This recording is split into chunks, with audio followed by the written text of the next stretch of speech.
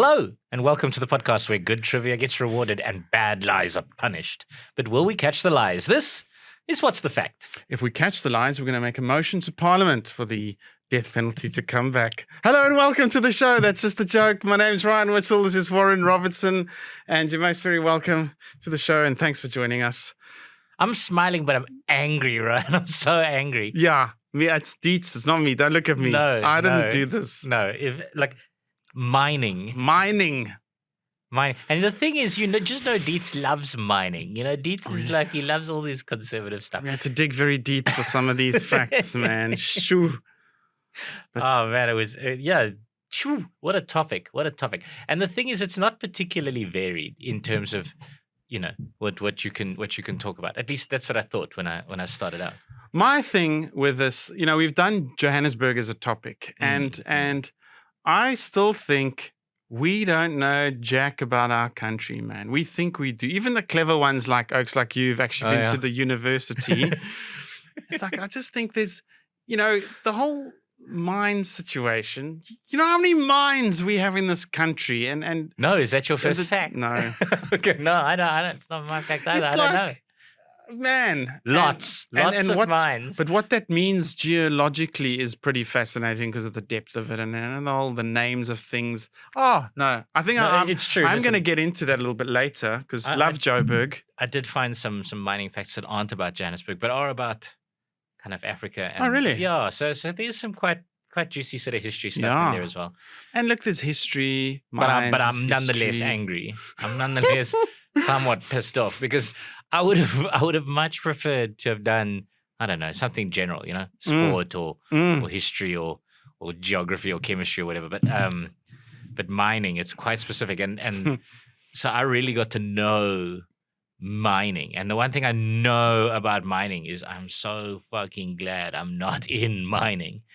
My first job at a university was I worked for a mining magazine. Oh, and then I got headhunted by a mining company to write social labor plans for the mines, and I was like, this should be enough mining for the rest of my life, because that second job made me quit that out of boredom and kind of reevaluate my life to the level that my girlfriend and I, who'd been dating throughout university, broke up. She was like, what are you doing with your life now? Who knows?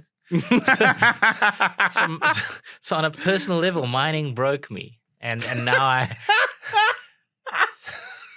I have to revisit it.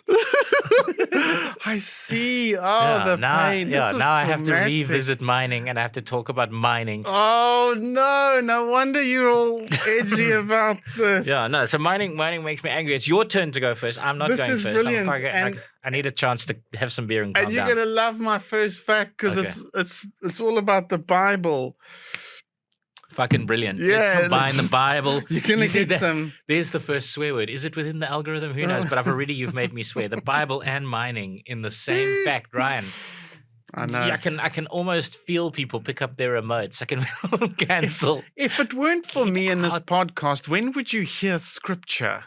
No, it's true. It's true. No, but there's a reason. People don't want to hear scripture, Ryan. That's why they listen to fact podcasts rather than myth podcasts. Hey, this is the one from the Histories. The collection of books called the Histories. Yeah. So I hear you. I think. All right. So David really nailed that, Oak. Okay. Listen. Hey, let's get it out of the way, Ryan. Let's get it out of the way. Okay. All right. Yeah. All right. So my fact is this. I'll just give you the fact, and we can talk about stuff. See how much you know about your Bible history and your history, because really that's what it's about. The Valley of Timnah has around about 500 copper mines. That is my fact. Now, I'll help you along the way. Do you know where the Valley of Timnah is? I'm guessing because of all the Bible stuff that it's there. It is in there. the Middle East. So they actually, I heard this phrase, Solomon's mines, because the temple was an extraordinary thing of lots of gold. But then Solomon's mine, so I thought I want to see a lot of gold mines somewhere in the Middle East. And there's like, no, one dude discovered this thing. He assumed it was Solomon. He gave it the name Solomon's Mines. The paper was rejected, but the name stuck. And it's in the Valley of Timnah. It's not gold, it's copper. It is in modern day southern. I'm not going to have to guess. What? You are. Oh, am I? Modern- Because you've now confirmed it's copper, right? So yeah, no. Am I just talking No, about the copper, number? the number. Yeah, it's the number. It's Orionism. It's the Ryanism, okay.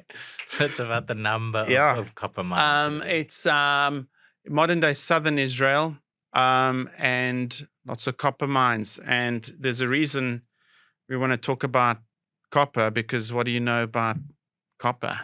So, I mean, one of the things about copper is that, and I know this is true, we've been using it for thousands of years in plumbing.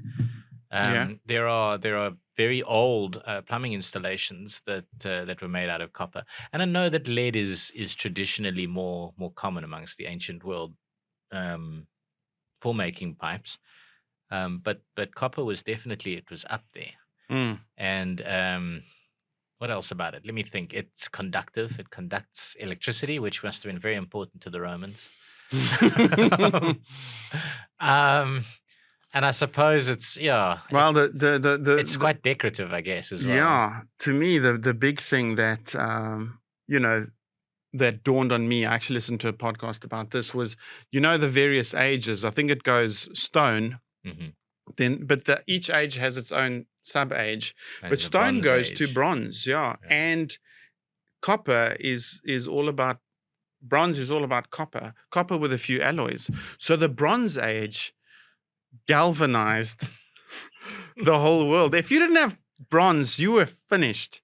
Your weapons, your other things, decorative things, yes, sure, but I think it was mostly weaponry. You think it was much more difficult to poke someone with a wooden stick once they had copper armor on? You see, bro, The it's thing time about for the copper- Bible. The thing about bronze is it's hard metal, but it's not as hard as iron. What Well, they should have that done was they should became- have had an iron age. They did. My word, who knew, Ryan?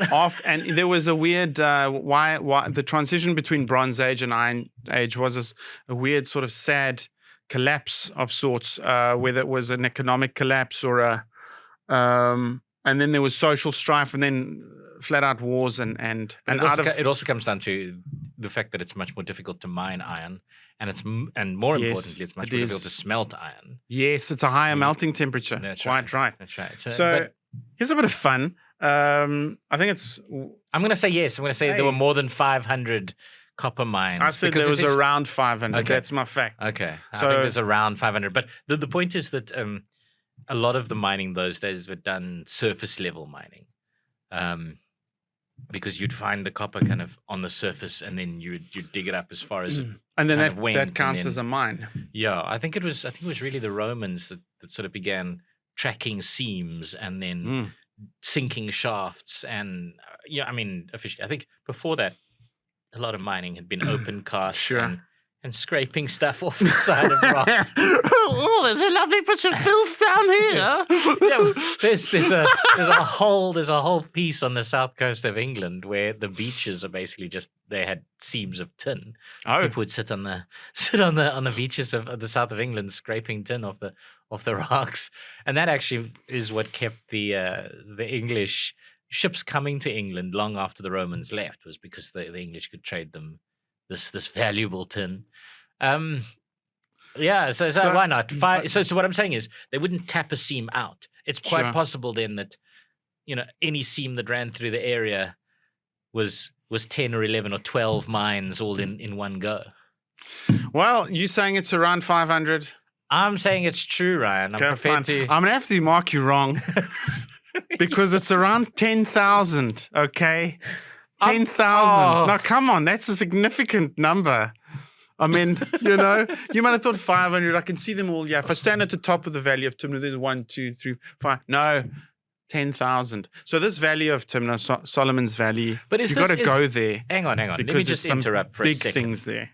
Is this like in the early days of Kimberley, where people would be like, "Oh no, there was 1,000 separate like diamond mines because 1,000 separate people own their little claim, All right. but they're all tapping into the same big hole, right? It's a known fact, and I promise you, what's the fact, folk? 10,000 is the number. Okay. It's crazy. So the region is quite big. Southern Israel, so deserty, and by the way, historically it wasn't Solomon's mines; it was the Edomites who ruled this thing. But there's even you got to go there because Egyptians would also mine there, and there's an Egyptian mini shrine there, well preserved, to one of their gods. There's natural things called Solomon's Pillars, which is a natural rock formation, and there's a thing called the Mushroom, which is this big boulder just hanging on a thing like this. But check out this, like for what it's worth, from 1 Samuel blah blah, it's the David and Goliath battle. Now Goliath comes down, and then they describe him. A champion named Goliath, who was from Gath, came out of the Philistine camp. His height was 6 cubits and a span. How tall is that? I don't 14 meters. I've got no idea. He had a bronze helmet on his head and wore a coat of scale armor of bronze, weighing 5,000 shekels. Shekels. I thought shekels was money. I also thought it. On his legs he wore bronze greaves, and a bronze javelin was slung on his back. That's his fancy lad. Yeah, so He had all the stuff. one would assume that military stuff back then, this is, if the dating is, accurate, I think we're looking at, about 1,000 BCE, this time around. So bronzy. Yeah, bronze went, within the last millennium CE. So the iron started about 700 BCE. Okay. Iron Age, yeah. So bronze was huge, man. Yeah, I mean, Goliath, I bronze. seem to remember. Copper, I seem to copper, remember that copper. one of the reasons the Hittites were formidable Yes. foes against the Egyptians was because they had bronze, and the Egyptians had pointy sticks. Hey, I think there was I think that's one of the reasons. But you're right about the Egyptians, because the Egyptians at some point conquered all the way up that edge of the Mediterranean there, yeah. quite far to the north of it, and then I suppose to the border of where modern Turkey is, Mhm. and then were conquered back, and they would come back a few years later. And okay, interesting. 10,000. That's And I'll spare you the other scripture, but it's from Deuteronomy. You know those promises of I'm going to give you a land flowing with milk and honey and pomegranates and the wheat of the fields, and in there is a phrase of God's promises to Israel that there's also copper in the rocks in the hills. You know what I love? Got You know what I love everything. about that? I'm going to give you milk and honey, says God, the all-knowing God. I'm going to give you milk and honey, because that was the greatest thing that the people who actually wrote the book could think of for their God to promise them. There's no Yeah. point at which they go, I'm going to give you PlayStations. What on earth is a PlayStation, Lord? Don't worry about that now, but I'm going to give them to you, and they're going to blow your mind. I don't know what to play. Honey. What is he talking about? PlayStation, do you think? Yeah. No, it's just milk and honey, stuff that they know about. Like, that's what God promises them. He doesn't promise them anything. Yeah. He doesn't promise them simple stuff, like easy, simple stuff. I'm going to give you iron. No.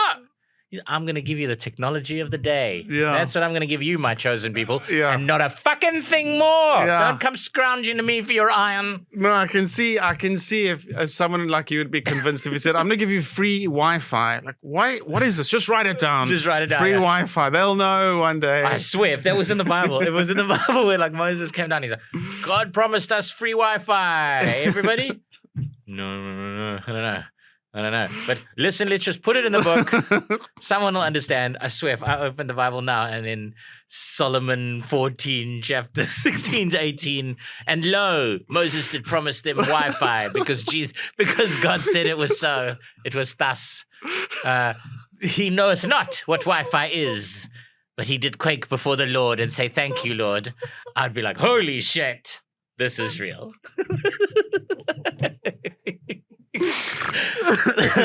All right, so take that to your 500 copper mines, and I raise you 10,000 copper mines. And I'm going to talk about one mine. And I'm going to say the oldest mine in the world dates to 42,000 years ago, and it's located in Eswatini, oh, good which was grief. formerly Swaziland. Yes, I know Yeah. Eswatini. I'm just, I'm letting the people know. No, man, that's outrageous. 43,000 years ago.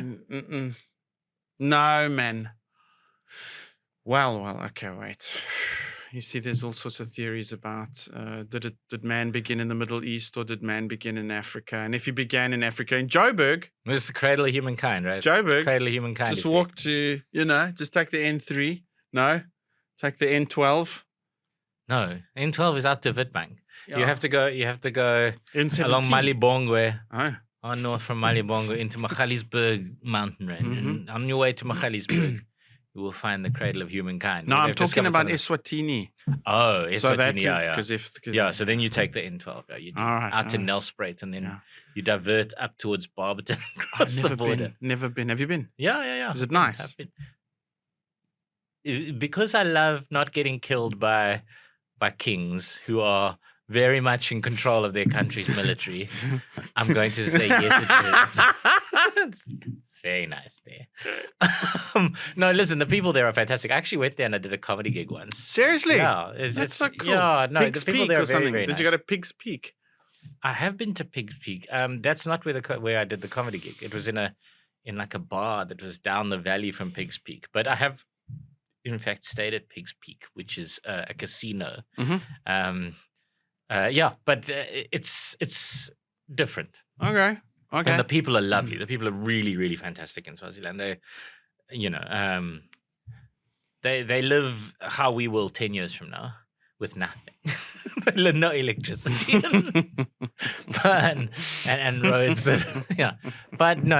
It's really cool. I look, go.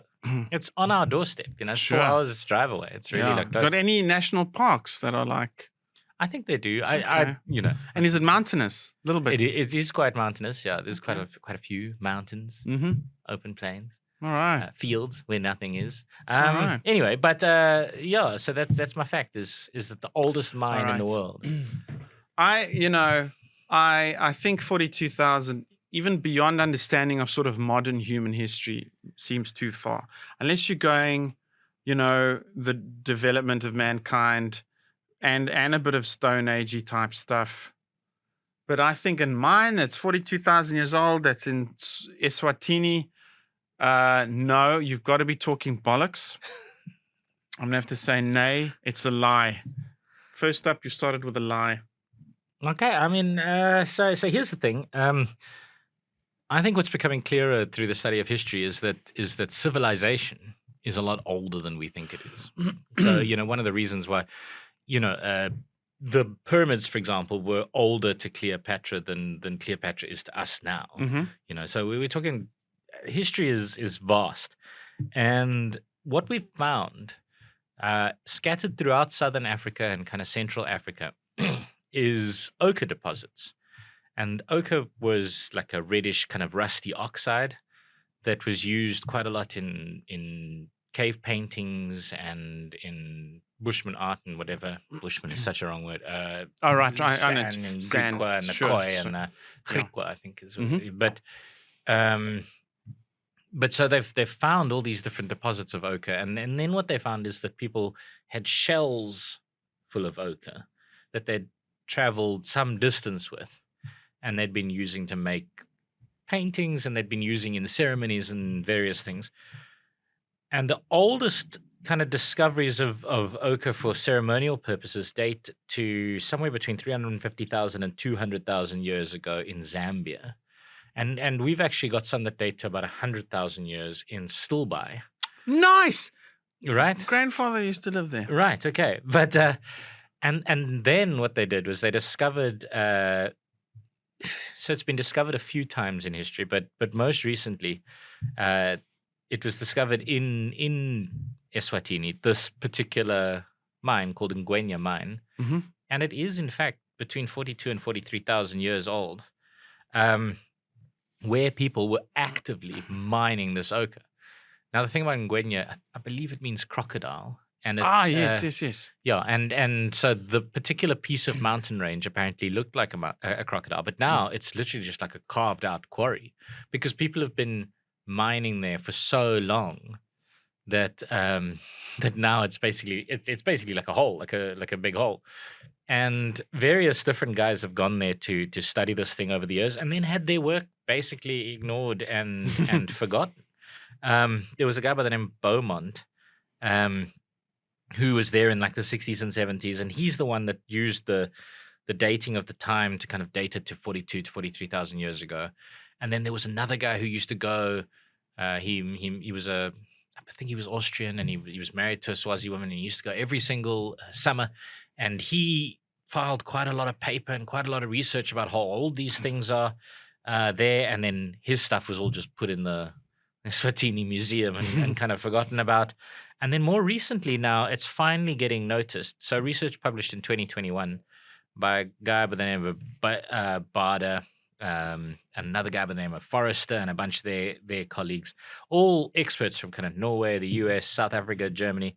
They released a book called The Forgotten Kingdom: New Investigations in the Prehistory of Eswatini. And it basically looks at the role ochre used to play in ancient civilizations. And I mean, essentially, that what they found there on the site, right? They found clearly people have been chipping out the site, this hematite, this ochre, this red rust, using tools made of dolerite. So they're very simple, archaic, modified pebbles, essentially. But these guys have been shaving this stuff out with. They made basically like picks or choppers or like hammers or whatever. And then they were packaging it in shells and selling it. And then because ochre is quite specific, and you can now get a really complex breakdown of the chemistry, they've looked at how does this ochre travel around Southern Africa? And they've found that the ochre from that specific mine is on paintings 20 kilometers away, which at the time, 20 kilometers at the time was serious distance. People didn't really travel, so this stuff must have been traded to people in nearby areas to do their own ceremonies and their own paintings. So now they're re-aging it. There's two universities, I think in Missouri and in Germany, that are currently looking at exactly how old this thing is. But all the evidence is turning up that it is 43,000 years old. And it's been put to UNESCO, where it is now on the Heritage Tentative List. UNESCO says the site maintains a high degree of authenticity and integrity in material and substance. There's been no attempt to rebuild the walls and roof of the mine. The state is as a result of the age of the mine and the human factors during the modern mining period, because it was only closed down in 1979. The entrance to the mine and the two channels are still clearly visible, including the hematite and the glittering specularite are still in their beautiful different colors. Jeez. So yeah, you can go there. The site is under a little bit of threat because there is a mining company that has given 25% of its profits to the king, 25% to the king, and 25% to the government of Eswatini in return for reopening that mine and digging at it. But thus far, people have been able to kind of stop it because it's actually on a nature reserve. Okay. And mining for this thing called ochre.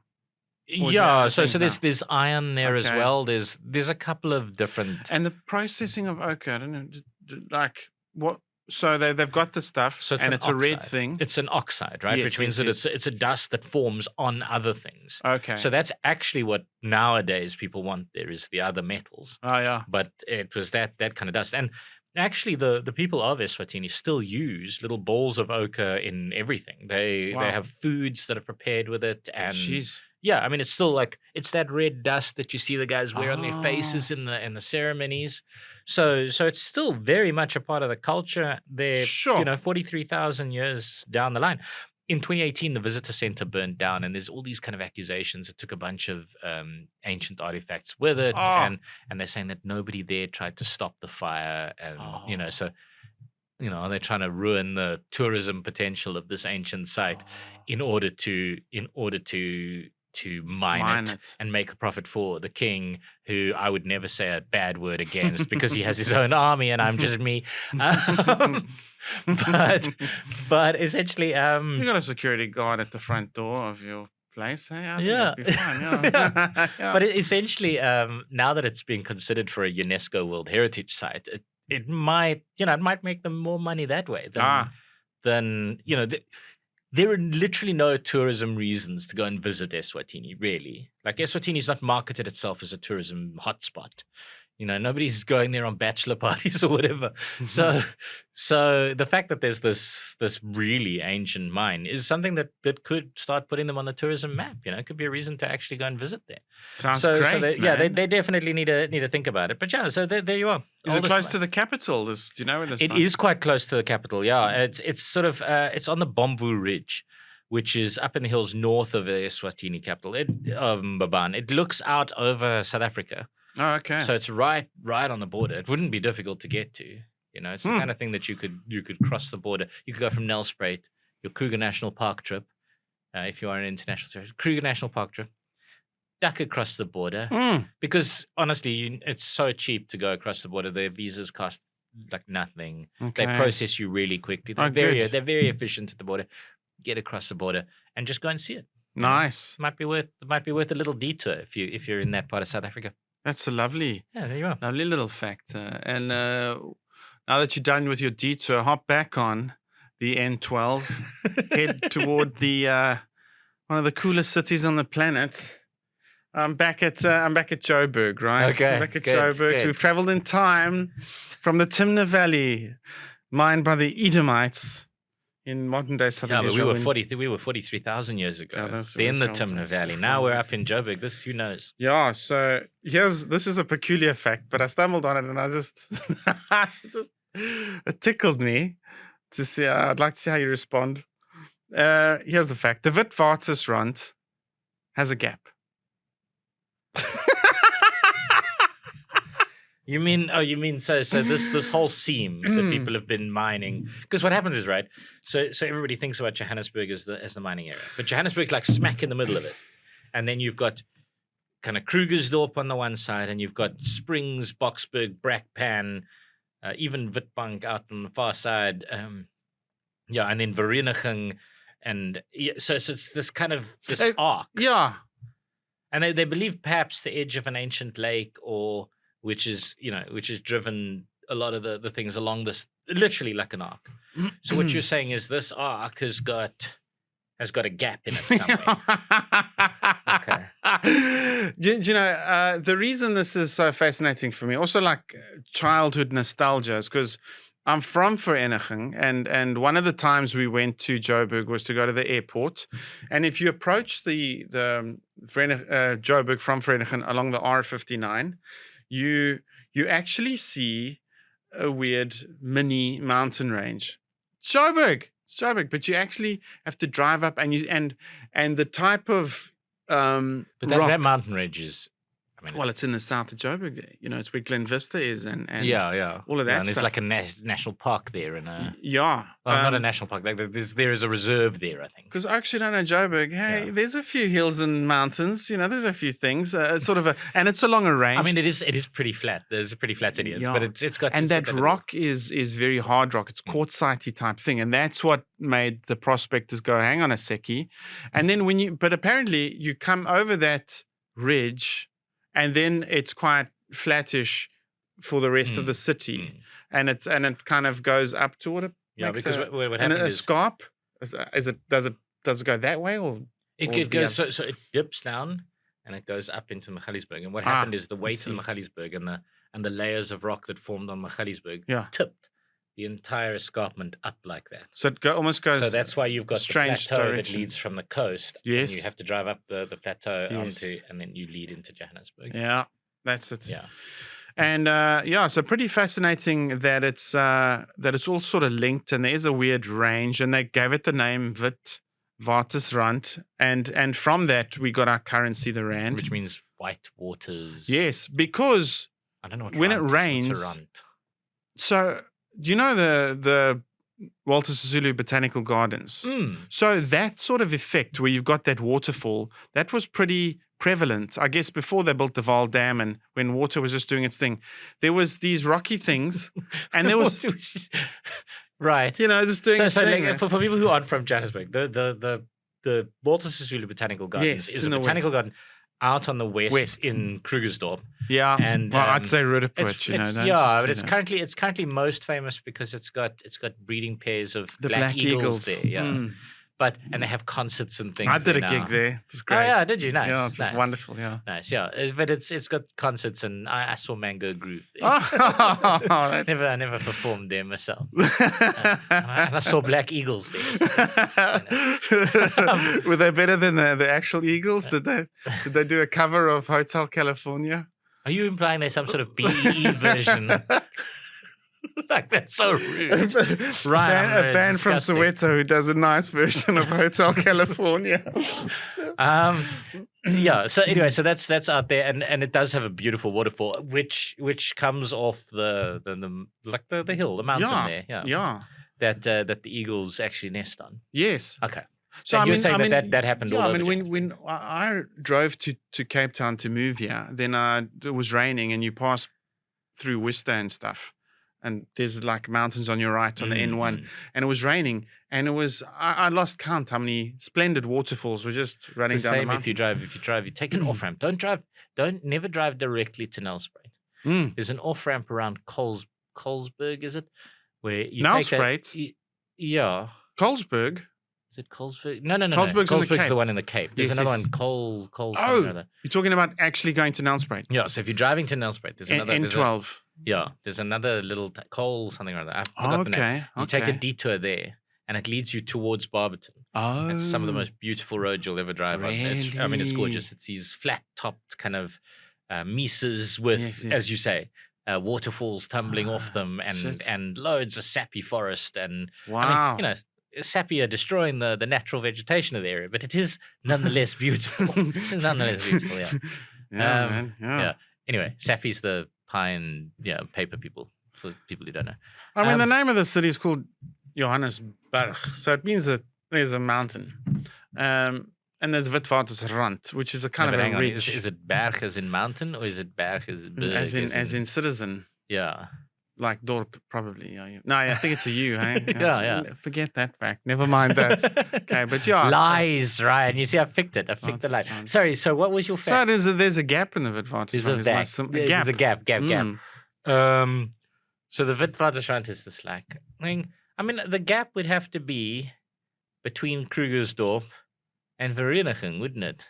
That's where I don't think there's anything there between Krugersdorp and V-Town. There's no reason to go to either of those I mean, places. I mean, you said it. You're the one who's going to get murdered to death in a parking lot now.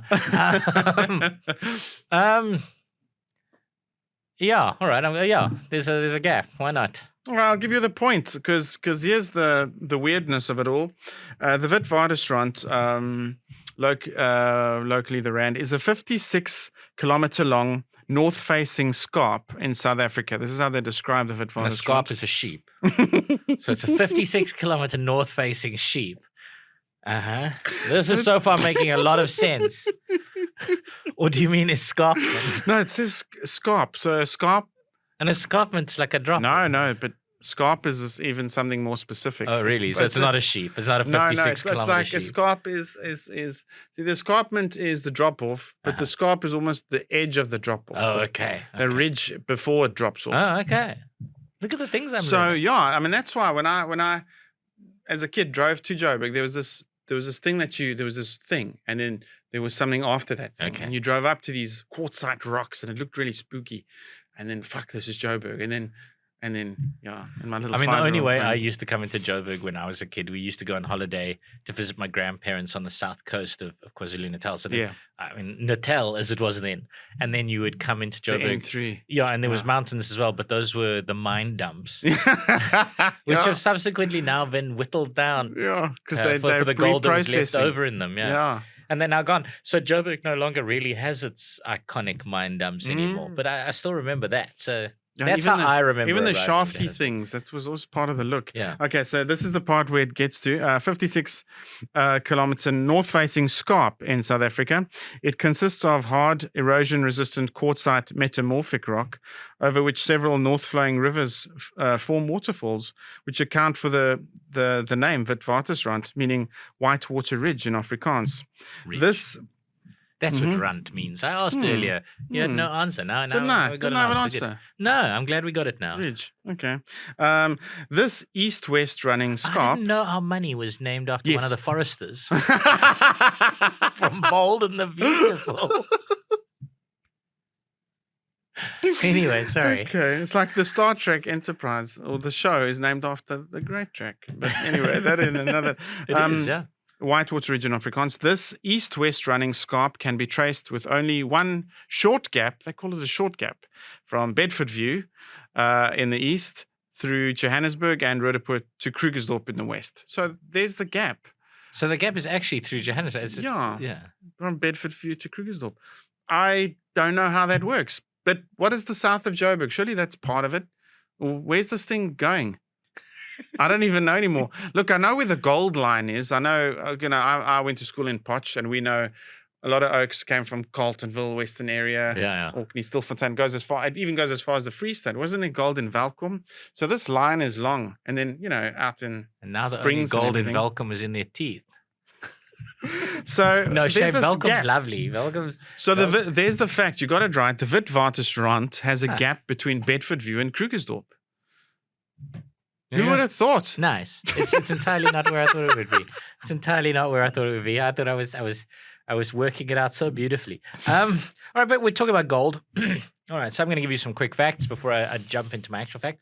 According to a study conducted in 2022 at the University of Western Australia, gold mines emit more greenhouse gases than all passenger flights between European nations combined. What year was the study? 2022. No. Another study at Flinders University in Southern Australia found that gold mining also accounts for 38% of annual global mercury emissions. Over the past 2 years, gold mining has completely deforested 34,000 American football fields of the Amazon jungle It's not funny. in Peru only. Now, given all of that, only 7%, here's my fact, only 7% of all gold mined is used for industry and technology. The rest goes to jewelry, investments, and nonsense uses. Well, I think the gold standard, system of currency is probably a good idea. Yes, but we're off it. We've been off it for a very long time. There's no currency that's currently on the gold standard. So gold is merely just It's just an a thing, yeah. investment. It's an investment. Gold bullion, they say. That's right. That's right. It's like a cryptocurrency. that's deforesting like a mofo. That's also this is what I'm saying. I'm saying that only 7% of gold goes towards actual usable kind of industry and tech and these sorts of things. The rest of it goes towards jewelry and bars. like bars, storage. yeah. I thought, but to me, I'm fine with that. So I'm fine with that, and that's the way I've always understood it. Because you grow up in a city like Joburg, gold mines, and every day you have the gold price. It's a major thing. It is, yeah. And so you wonder why. Why is that important again? And then and then you watch movies like Die Hard where they steal all the gold, and every country's got their gold bars. That's right. And then so you're like, okay, so it's based on, and then the currency thing, and I know The currencies it's changed. used to be attached know to the it's- gold. yeah. So the value of gold used to influence Yes. the currency because of how much gold you had, Yes. which is why South Africa's currency was so strong. Yes. Because we had a lot of the world's gold. We were mining a lot of the world's gold, so our currency was strong. Yeah. Yeah, but that's obviously not the case. They've all the currencies have come off the gold. All right. So your previous facts were true. So I'm saying all the previous facts are true, right? According to the Yes, study, see. 2022, more greenhouse gases than Very all the unfortunate. passenger flights between European countries combined. Oh. And that's from the processing of it, eh? And 38, so gold mining, that's Mine. just the mining of it. And 38% of global mercury emissions come and there's a shitload of deforestation that come with it. That's the pillars to keep the tunnels up. Is it? No, what happens is they clear the area, and Oh. then because of the fact that it takes a lot of chemicals to separate the gold from the rock, it just devastates huge amounts see. They of just land. die. Yeah, they just die. Because here's the From thing, poisoning. only 40% of gold is mined by large companies that have some kind of obligation to the government to maintain, the Yes. area that they're Maybe they working pump in. out water, which there's the water there's table all and- sorts of reasons why gold mining is really ridiculously bad for the environment. Yeah. Gold mining particularly, all mining is bad for the environment, but gold mining particularly is particular. And I'm saying that all of this gold mining is happening really for the only 7% of it's being used for useful stuff. That's my I'm going to agree with that. I'm saying you're telling the truth there. I'm none of it would surprise me if that fact were true. Yeah, I mean, horrifyingly, it absolutely is true. So essentially, yeah, central banks are keeping a bunch, and investors are keeping a bunch, and jewelry is most of it. And 50% of the jewelry is in China and in India. India, it's a thing for gifting at weddings and these sorts of things. Wow. So there's a lot of gold jewelry in those two countries. Just by themselves. So yeah, I mean, if the world could divorce itself from its kind of golem-like shiny, it might be getting worse because there's a sort of a doomsday-ish kind of narrative also starting amongst certain groups of people, even in Western democracies. And so that thing is, well, you can't rely on the government, you can't rely on these things, but you can still rely on gold. So I mean, that's, as I said, that's like saying you can rely on crypto, because as soon as people decide that they don't need the shiny jewelry, yes, precious, give me the jewelry. As soon as should people, be our Minister of Mineral and Enterprises. Right. Because it's as a soon perfect impression of Guede that you just did there now. Thank you. Because as soon as they drop that kind of lust for the shiny thing, like the bottom falls out of the gold market. The price, there's no more demand. It just vanishes. So then the price of gold will absolutely plummet. So this thing is being propped up by hip-hop musicians. Kind of nonsense. Yeah, like just this belief that gold is worth something. Yeah. Just like a crypto coin is. And I mean, yeah, you can wear the gold, but how good does gold look? Donald Trump's got a solid gold toilet. Is that who you want to be? Like, is that what you... So they've actually done some studies, and people between the ages of 18 and 23, if they buy gold, they're buying exclusively recycled gold. They're going into jewelry stores that are offering all the gold comes from recycled sources, isn't mined anymore. So really there's a...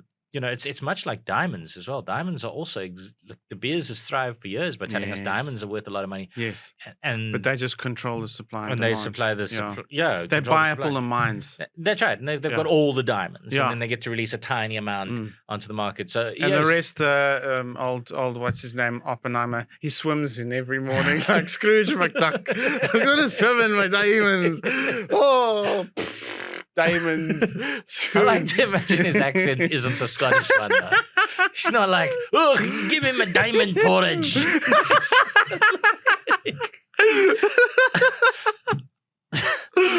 I mean, he's probably going to shut us down now. But that was the cutest thing ever. That Scrooge McDuck, he took a swim every morning in his gold. I mean, the thing is, like what nobody considers, when you're that kid, you're watching a duck dive into his gold. You're like, that would kill him. Gold is not soft like water. You can't dive into it, Scrooge McDuck. It'll fucking kill you. Anyway, I'm not. But Joe, so there you go. So the second we lose our interest in gold, there's all this benefit where we can save all these greenhouse gases if you just don't buy the stuff anymore. The narrative hasn't really been made very public, eh? I mean, maybe we should get old Gretchen onto it. Greta Thunberg, get onto the gold thing. I mean, the fact is this whole thing is being supported. You're destroying the earth. Look at what you've done to Johannesburg. It used to be lovely. No, not really. Okay, so shut up. It was a beautiful place. To be fair, we've never had an opportunity to make it beautiful. Really, it's like 100 years old. Give us some time. Yeah, we'll make. You fucking Paris is 3,000 years old. Piss off. Yeah. Give us another 2,900 years. I mean, that little golf course, Maritzburg Golf Course, has managed to water its greens, even though the poisonous underground mine water. Cyanide water, yeah. Very fast greens because the grass is all dead. So it's fucking very fast. Everybody's scoring 2 and 3 shots a hole because they want to get the fuck off there so they don't die. Before it's eating through my fucking shoes. It's like That's Sausage Fest movie. This guy, he's cutting my fucking skin. You know that? No, and I don't want to discuss the Sausage Fest movie. I'm just going to pretend that that's a thing. I mean, Well, no, not the Sausage Fest movie. It was where the vegetables are being eaten, the cartoon, and then they start screaming. What's it Tell called? me more about how you watch movies at a Sausage Fest. Anyway, please, can we move on to the next one? What's Back next? to mining. I'm going to stay in Joburg with Good idea. this is about a person. And the guy the prospector who discovered gold in Langlaagte, George Harrison, went on to play bass for the Beatles. 100 years later, 120 years. All right, so his name was George Harrison, which is the same as the famed Pink Floyd drummer. Seriously. No, I'm just saying that so that people will put hate in the comments section. So yeah, George Harrison. And my fact is he went he was the first prospector to make a claim of gold. Langlaagte, 5 k's from the city toward the west. And an Aussie, but by the time of his retirement, he was on the board of Anglo American. So what you're saying is rich enough to not have the accent anymore. Yeah. He spoke like this instead of, oh, good day, mate. You know, I'm going to find me some fucking gold here. Not a bad place for a... And so You just abandoned that bit. You were on your way and then you abandoned.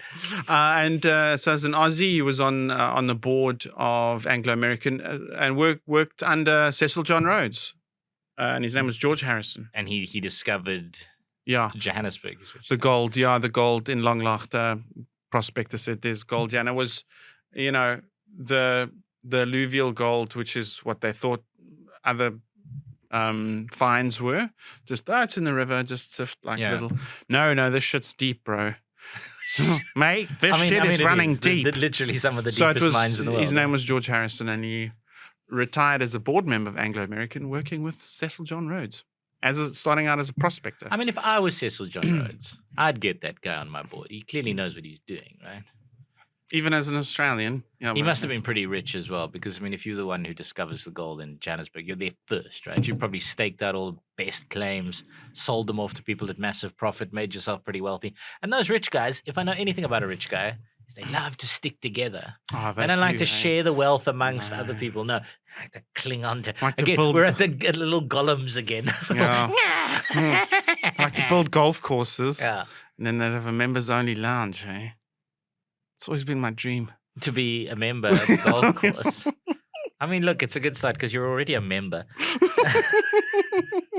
That joke is really funny in the 1940s. So what say you about old George, eh?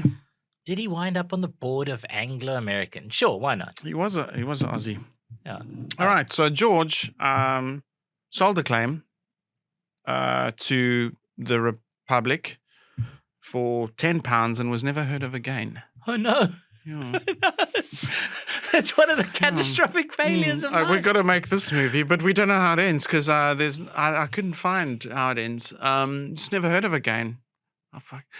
Al Prodgers, if you're watching this, please take your TV show and find out what happened to George Harrison, not of the Beatles, but of the Langlaagte. Yeah, do yourself a favor if you like South Africa. If you watch Al Prodgers is just off the highway. Just off the highway. YouTube channel, go there. Not now, after this episode, and subscribe to it. So there's a statue which is dedicated to him in the East Strand it's called The Miner. And to Al Prodgers. What did he do with a miner? Oh no, this has taken a very dark turn. We didn't know this about you before, Al. It's a lie, Ryan. Tell me it's a lie. That thing that you just said now is a lie, yes.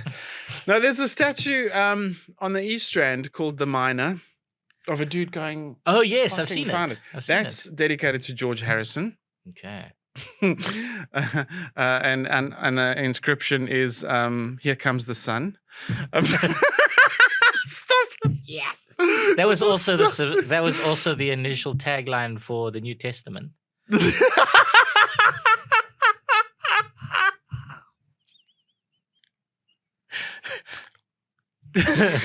Oh, goodness me, mining, hey? And there's a park called this is on the west of the city called George Harrison Park, which has fallen into a bit of a place of not very nice place to go anymore, whatever that word is. Yeah. But they are trying to get it going again into a nice little place. George Harrison Park, Statue the Miner going, yeah, but where the fuck he went with his £10? I don't know. I mean, £10 sounds like it might have been a lot of money in the day. I'm thinking about was it like 1860, 1870? Yeah, it was probably quite a bit of cash. I mean, it certainly so. wasn't as much as he could have made off it. Let's be honest. But it was, yeah, that's one of the great failures in life, then, isn't it? You know, there's you hear these stories of people who might have been. You know, I mean, the Beatles has got 2 or 3 of them. Stuart Sutcliffe, and who could have been members of the Beatles, and then they weren't. Oh, there's a story of diamond mining, a Barney Bonato type character, but much later, like in the 1900s already, 20th century, finds a diamond mine in Tanzania, also a thing that goes like that. Right. Like a volcanic. Kimberlite, vibe. It's like, and he sold everything and he bought it. It's like, no, I'm going to have De Beers by the short and curly. And then they just made sure no one ever bought from him and never bought from him either. And he just sat there. And eventually he had to sell to De Beers for like, I don't know, maybe pennies, £10 or something. You see, this is what I'm talking about. They don't like a person to get rich. They like to share it amongst themselves. It's a familia. Yeah, those bastards. All right. So we've dealt in a little bit of history. I'm gonna stay in Africa. Okay. I'm gonna go back in time to ancient Egypt. Oh, yes. Yeah. And this is so there were obviously there were mines in ancient Egypt. And this is my fact that, like with their tombs, ancient Egyptians were also known to construct rudimentary booby traps inside their mines to prevent illegal miners from accessing the clearly visible seams. Because, are you suggesting that we start doing that in this country? No. So what? I mean, you know, like we discussed it earlier, that a lot of the mines were really like they were quite in the open, and they were the kind of thing where you'd literally go with a sharpened rock and you'd hack a piece of literal ore out. So what these guys were doing was they were, once they discovered a seam, or once they discovered where these things were, they would booby trap the areas to stop other people who didn't work there and didn't have the map of booby traps from so this is your fact, stuff. Yeah, this is my fact. It's a lovely fact. I wonder if it's true or not, but you know, and it makes me think about the unfortunate Zama Zama situation we've got going on here. And one documentary I watched.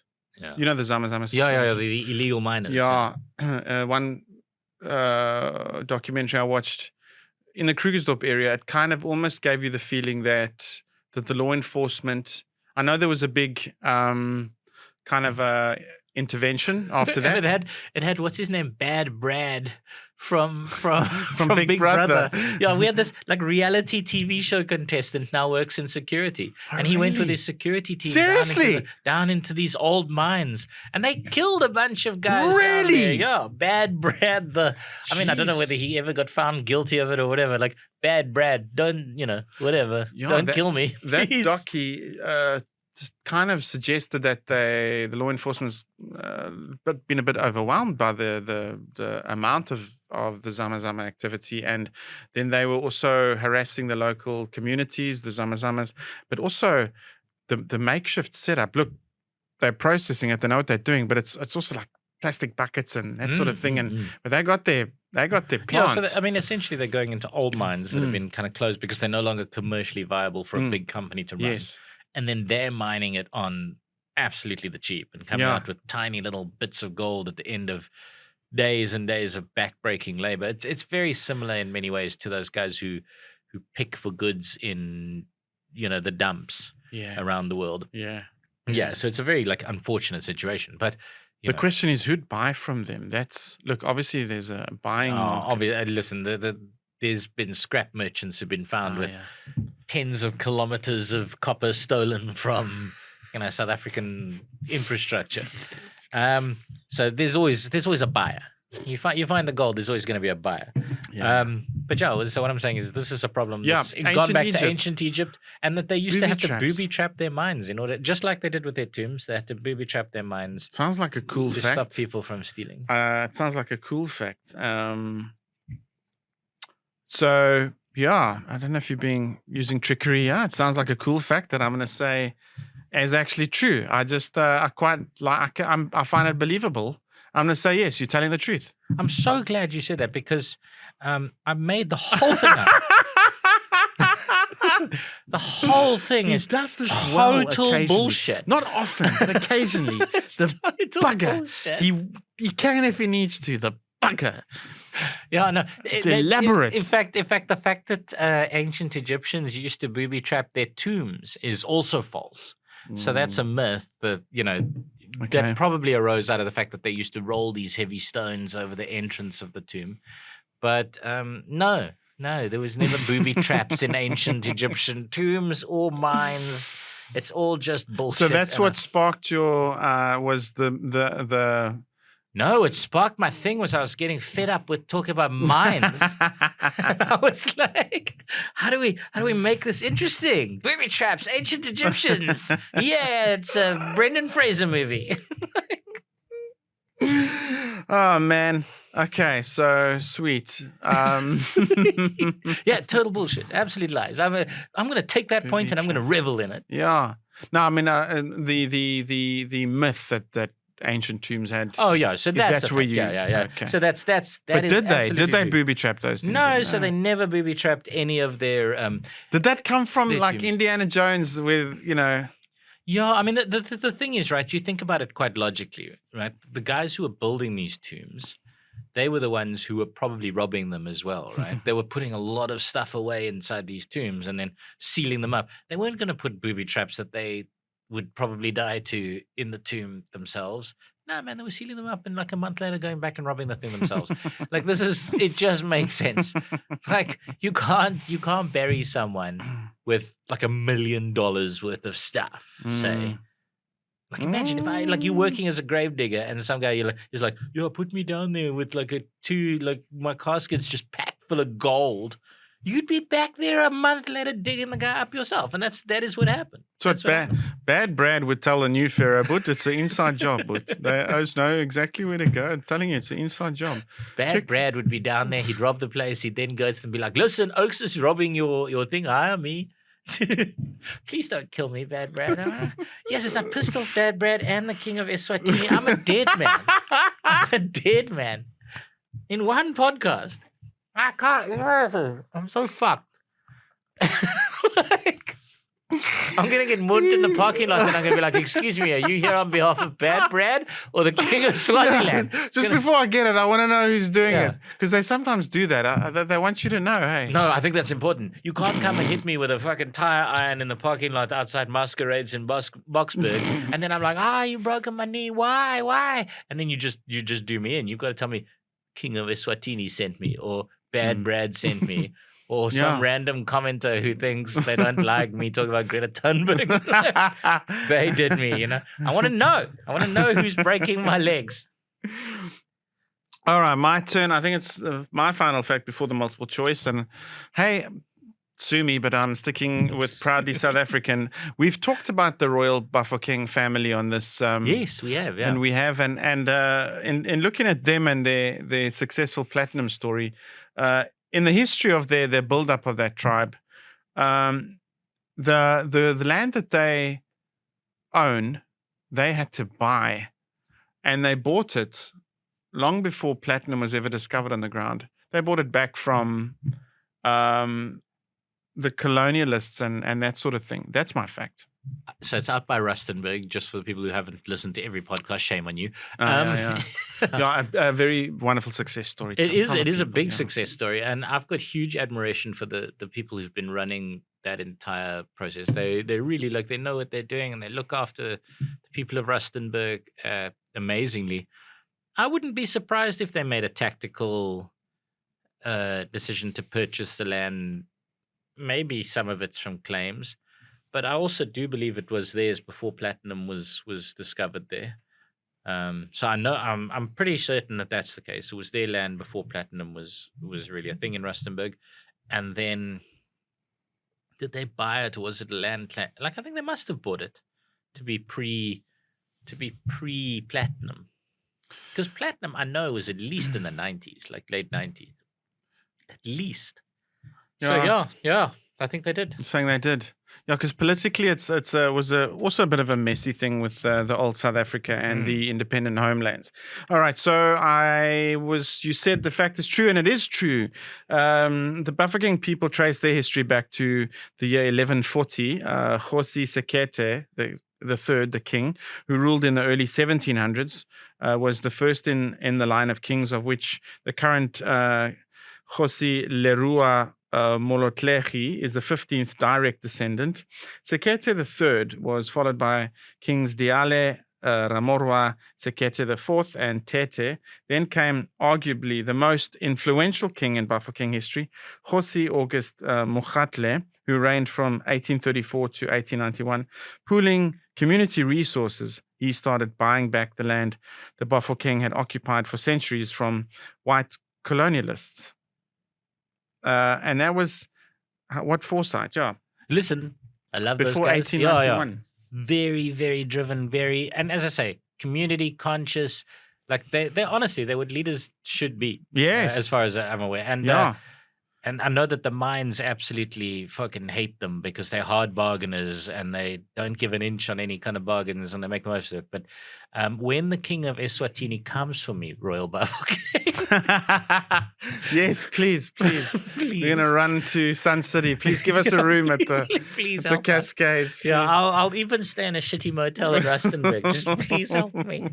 And I was surprised to see that when this community stood up to the apartheid government and the Botswana situation, that Lucas Mangope was sort of he arrested the king and had him jailed and sent to exile to Botswana and put his son in place. But after 94, and Lucas Mangope had to step down, and the homelands were unpacked. What is the word? Yeah. That thing Unraveled. I suppose, unraveled.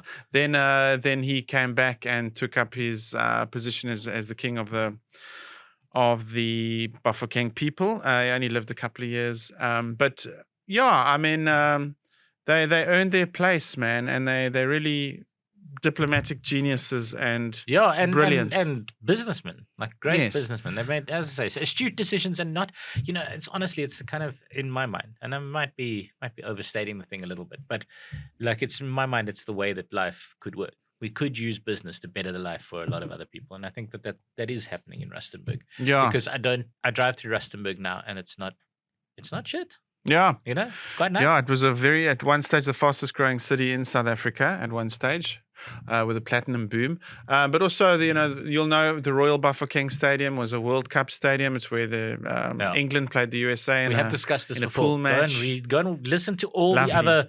Go and listen to all the other Okay, podcasts that's for the what I'm- rest of that story. That's what I'm doing this weekend. All right, I'm gonna leave. I'm gonna leave. Africa. No geography. Oh. I'm not going to talk about geography at all in my next fact. My next fact, and I'm just going to give you the fact cold, no background. And that is that some civilizations had quarries where they would dig near complete statues direct from the rock face.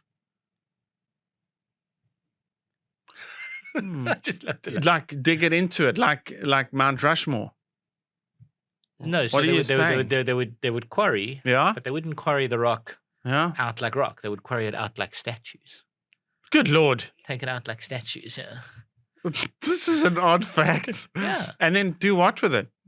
I mean, I'm not giving you any more. So rock quarry. Giving you nothing, yeah. It's Rock like a rock quarry, yeah. And Take they it would out they like would rock statue. instead of quarrying just great big slabs of rock, they'd quarry statues out. Something not right about Quarry this. statues out the front of the rock quarry. That's what they would do with them, Ryan. So if you're gonna mine stone, that's the way to do it. Mine beautiful stone. No. Look, if I'm the service provider and you're buying it from me, I suppose it's the packaging department, No, I'm not saying Like this is Warren modern. Mines This is not a using modern big corporate. balls of stone granite. Yeah, Look at Ryan. He gives us little like an actual statue. little stars. Yeah. Yeah, a Yeah. star shape or Yeah, a that's what I'm fern, saying. like on my cappuccino. That's what I'm saying. That's what I'm saying. Somebody, and I don't know whether it was for marketing reasons, was was cutting statues out of the rock. This is obviously a pile of bull crap, pile of horse poo. I'm saying this fact is false. No, the answer is just an outright no.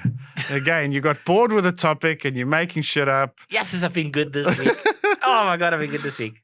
Located in the southeastern Pacific Ocean is a little island called Easter Island, Yes, also yes. known as Rapa Nui. Yeah, What's it famous for? yeah, the statues of the faces. No, it's famous for the immense carved stone statues there, right? How do you think they got them? Yes. Yeah, they're Okay. called moai, and the way that it used to do so between 1200 and about 1650, Okay. while the island was Yes. was populated. Yes. So the way they used to do it was they used to carve the moai straight out of the rock.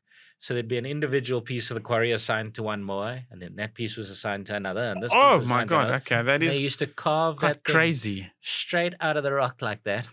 The only part they didn't do is some of them have got these hats that used to come from a different quarry entirely. So it's But a the whole actual- piece of thing. It's a whole And they thing. used to slide it out, basically finished. Yeah, I mean, it would need smoothing and rough edging and whatever, like, neatening up. But the thing used to get carved out of the rock exactly like that. In fact, if you go to a lot of these islands, because Rapa Nui is not the only place where you find these heads, but if you go there, you can go to the quarries where sometimes some of the heads have actually been abandoned, but you can see some of them are half carved Shucks. in the actual rock faces. That's incredible, man. Yeah, so yeah, I mean it's unreal. Yeah. They don't know how specifically how these things were moved around. There was initially people were saying, oh, they must have been put on kind of rafts and dragged, kind of wooden sleds and dragged. But this is entirely debunked for a number of Jeez. reasons. They said perhaps Easter Island doesn't have any trees because these trees were used for these sleds, and it's all been debunked.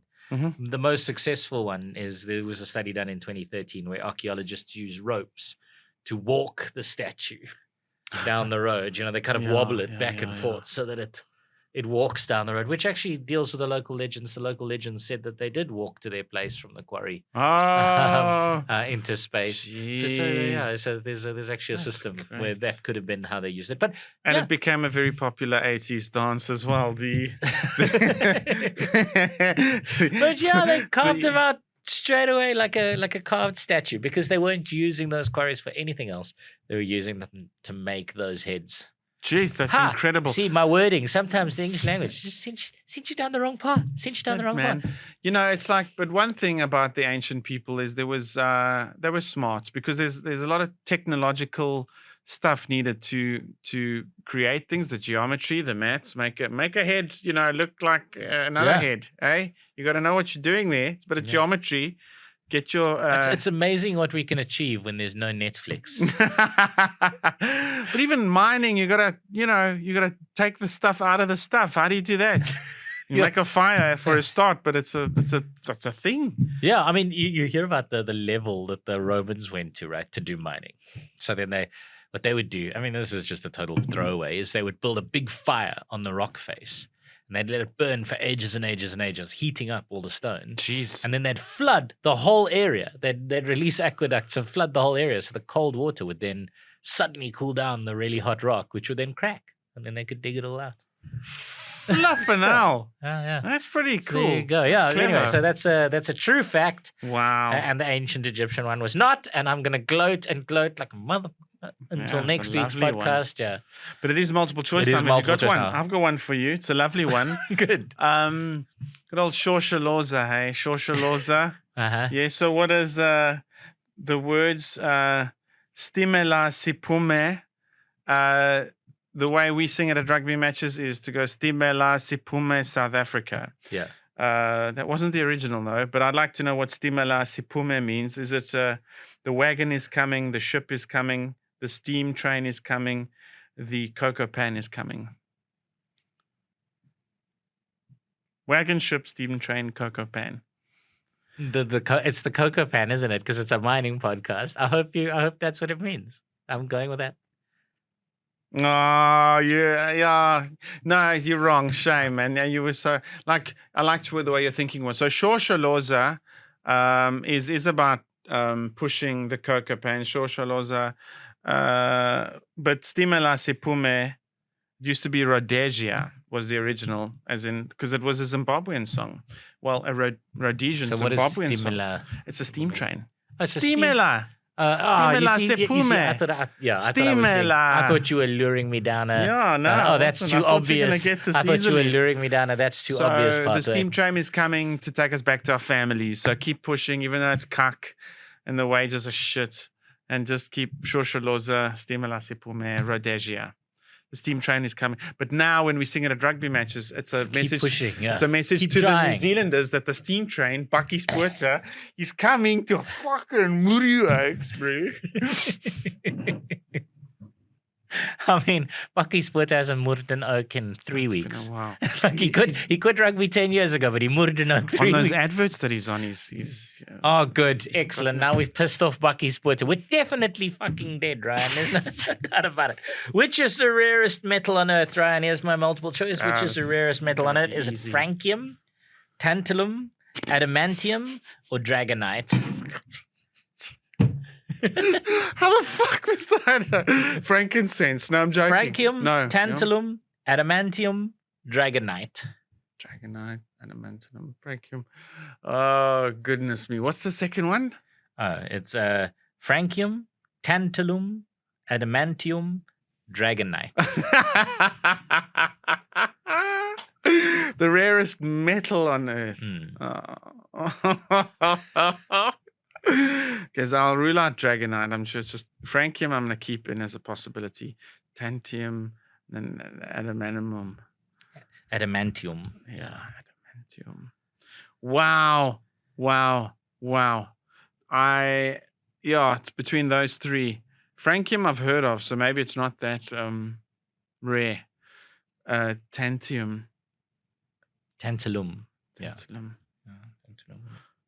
Okay, time to guess because I haven't a clue. Gonna go with tantalum as the rarest metal on Earth.